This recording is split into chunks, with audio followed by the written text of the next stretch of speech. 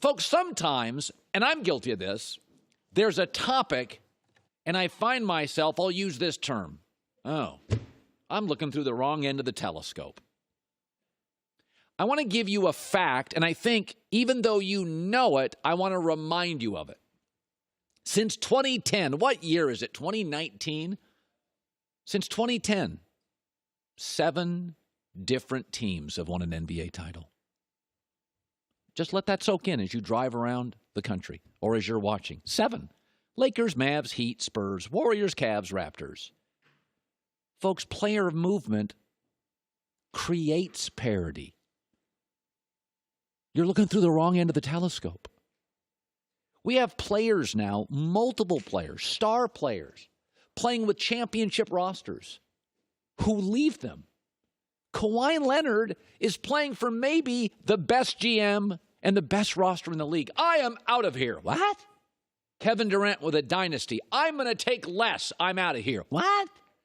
Jimmy Butler with a championship contending team in Philadelphia. I'm going to go to Miami and play for a 7th seed. What? What are they doing? The mobility ends the possibility, in this instance, of repeat champions and dynasties. This is the most different champions we've had since the 70s. And the critics of the NBA are simply looking, as I would call it, through the wrong end of the telescope. Now, I want you to think about mobility.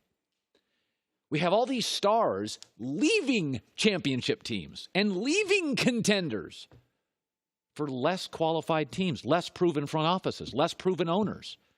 Because this is who we are in America. This is our DNA.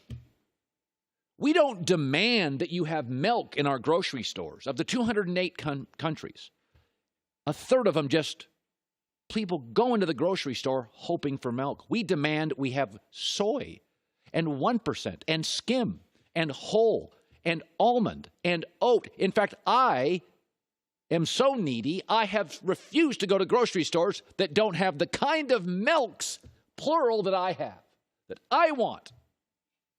Things in this country that are taboo. You give us choices, they'll become norms. Dating online. Ooh, yeah. Ooh, you're going to meet a guy you just met online. Ooh, it is now an industry. Getting into a stranger's car. That's what your mom warned you about. Stranger drove up to my house last night. Get in. All right. Matching license plate on Uber matches. I'll just get into a stranger's car. Taboo. It's the only way I travel. Because in America, we demand choices. And when you give them to talented people, oh, my friends, they take them. Even for less money, even leaving better coworkers, even leaving better management and ownership. Kawhi Leonard's going to probably leave Toronto. That's the best GM in the sport. Kevin Durant just left Golden State. That's the dynasty in the sport. Jimmy Butler just left the Philadelphia team that's got like 7 good players. I mean, Joy and I last year were like, I think Philadelphia has the most good players after Golden State. He's like, well, I'm going to go play for a 7th seed. They have nice water down there, no tax. This is what we are. Let me take you now, you fearmongers, to a time in America when we did not have mobility and players did not have options. The Boston Celtics, Bill Russell, didn't have the option to leave. They won 11 titles in 13 years. In college basketball, UCLA, players couldn't transfer. They won 10 titles in 12 years, an 88-game winning streak. The transfer portal creates parity. Kentucky's landing all the good players, yes, and they leave after 1 year, ready or not. Duke got the 3 best players in high school basketball and didn't win a title because they weren't quite ready to dominate college basketball. It's all fear-mongering. People are looking through the wrong end of the telescope. The Montreal Canadiens dominated hockey in the 60s, 70s. Nobody dominates it now. 8 seeds beat 1 seeds. Canadian teams struggle with American teams. There are no Celtics. There is no UCLA basketball. It's nonsense. When I go to a grocery store in America, I not only look and seek for the kind of milk I like, I demand it or I don't go to the grocery store. And when you give people options in America, they will take them. We fight so hard for these freedoms. We fight so hard for these options.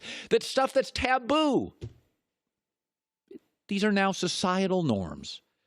Kevin Durant, 1 year into the Warriors, all the fear-mongering. 1 year in, he was already restless. Kyrie Irving hit the game-winning shot, played with LeBron. 2 months later, he was already restless. Kawhi, Toronto, 1 year, already restless. Take a deep breath. Kawhi to the Lakers. It ain't going to last 9 years. 6, 4. I don't know if it will last 2. Player movement creates parity.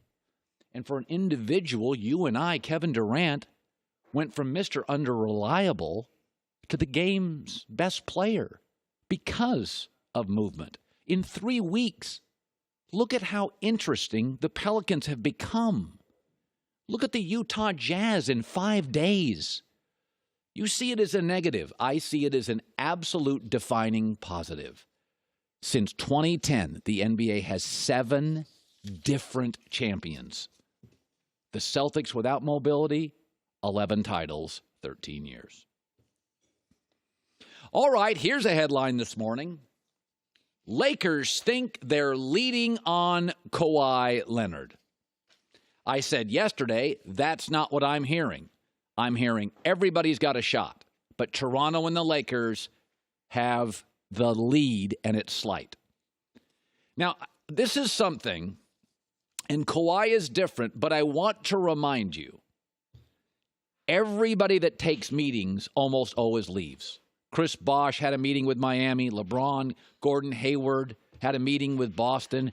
Dwight Howard had a meeting. DeMarcus Aldridge had a meeting with the Spurs. Jimmy Butler went down, flew himself to Miami. Kemba Walker was in Boston.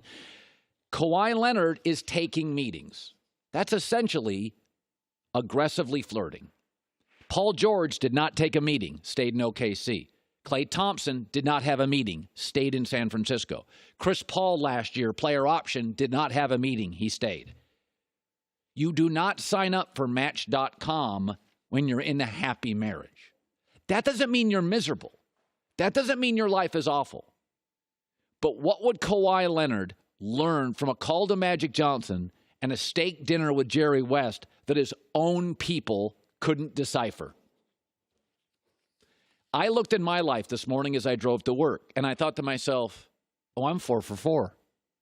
Every time I took a meeting, I left.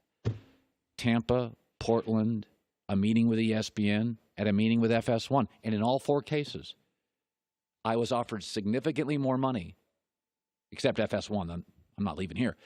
But in the other ones, I was offered jobs to stay, and I wasn't miserable, and I was offered more money. But I took a meeting. And when you take a meeting, that generally means just something is missing. Bryce Harper took a meeting. He left. Manny Machado in baseball took a meeting. He left. You know who didn't take a meeting? Mike Trout. He's got everything he wants in Anaheim. I don't think there's a ton missing in Toronto. I really don't. Owner, GM, players, culture, scouting. But it is, let's be honest, the one team in the NBA in another country. Now, the country's close. We can see it from here. And it's smart, and it's diverse, and it's kind of wealthy, and it's global. But you turn on the TV and you see their shows and not our shows. And we've had several players say that it is a little different when you play in Canada. Steve Nash, by the way, Canadian, once turned down the Raptors. Vancouver, one of my favorite cities, in fact, probably my favorite city in North America, kept the Grizzlies for about an hour.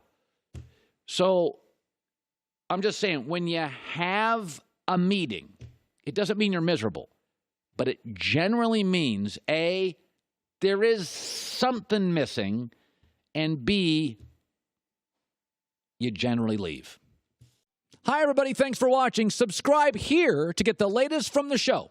Also, be sure to check out more of the best clips from The Herd or go watch a few segments from other shows on FS1.